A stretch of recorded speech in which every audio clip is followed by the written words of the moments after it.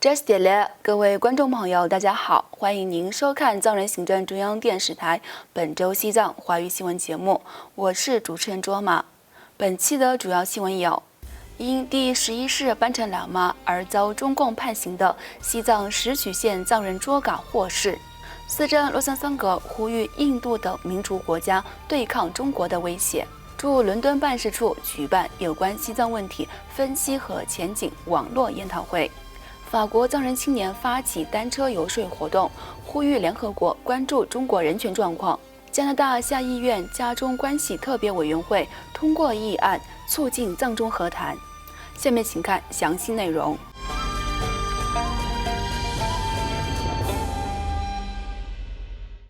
据自由亚洲电台报道，曾于2019年遭中共指控向境外泄露消息而遭判15个月有期徒刑的西藏石曲县藏人妇女卓嘎，于上周六8月15号刑满获释。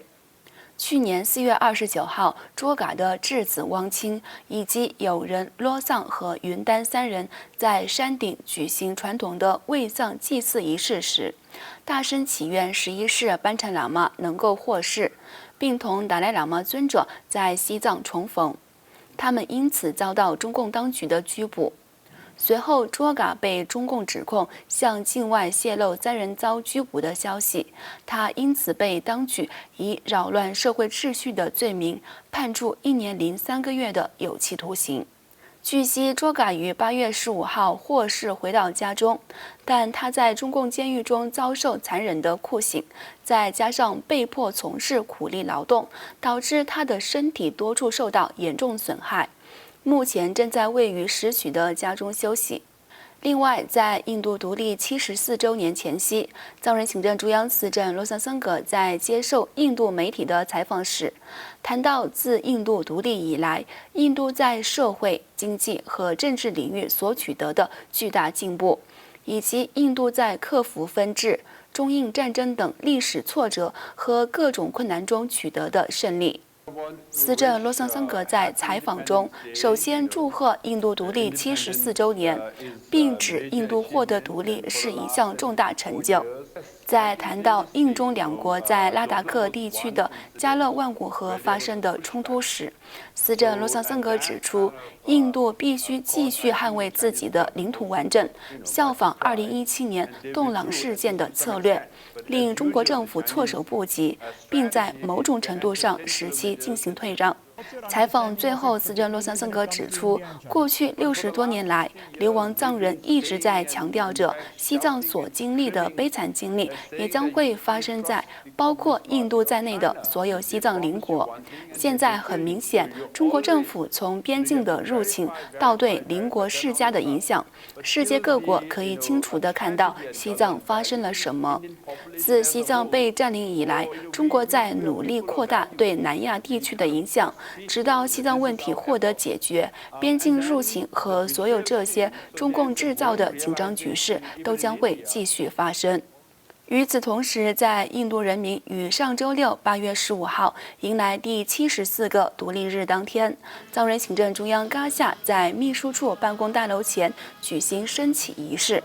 司政洛桑桑格各部门部长、秘书长和高级官员出席了仪式。司政洛桑桑格在仪式上接受印藏媒体的采访时表示，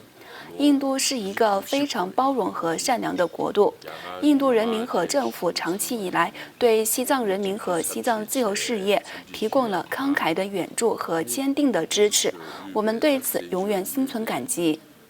在谈到中印两国近期在拉达克发生的边境冲突时，司政再次呼吁印度承认西藏是中印两国之间的和平，以此持久解决边境冲突。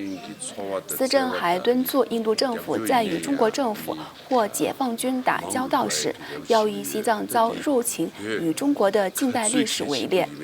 当天，司政洛桑桑格还应邀与印度喜马希尔邦议会议长维平辛格帕尔玛以及当地其他政要一道出席了达兰萨拉当地印度政府举办的印度独立74周年庆祝活动。此外，藏人行政中央驻伦敦办事处于本周一8月17号举办题为“美国呼吁自由国家改变中共：对西藏问题的分析和前景”网络研讨会。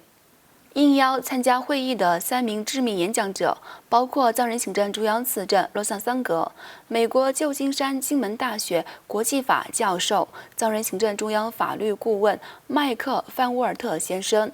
英国前国会议员、内政部国务部长若曼·约翰贝克先生通过网络视讯，以西藏的地位、中共当局的扩张主义政策，以及中共对自由民主国家的威胁等话题进行了讨论，并一致强调世界各国政府要趁当前的国际局势，纠正对西藏问题的立场。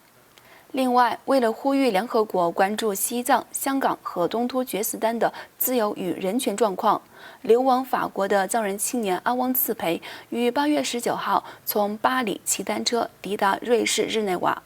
举办此次单车游说活动的藏人青年阿汪次培，在抵达日内瓦后，在藏人行政中央驻日内瓦办事处的协助下，向联合国人权事务高级专员米歇尔·巴切莱特女士提交了一封有8项呼吁的请愿信。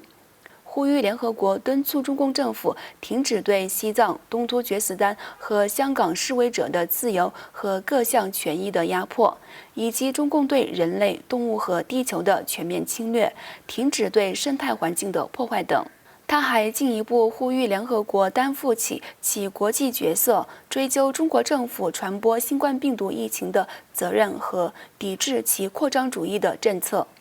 请继续收看今天的最后一则新闻。加拿大下议院家中关系特别委员会于本周一8月17号通过一项呼吁加拿大政府支持达赖喇嘛尊者及藏人行政中央的代表与中国政府之间进行对话的议案。这项议案由加拿大国会议员加内特·格鲁伊斯在今年8月6号由加拿大下议院家中关系特别委员会召开的首次关于中国人权状况的听证会上提出。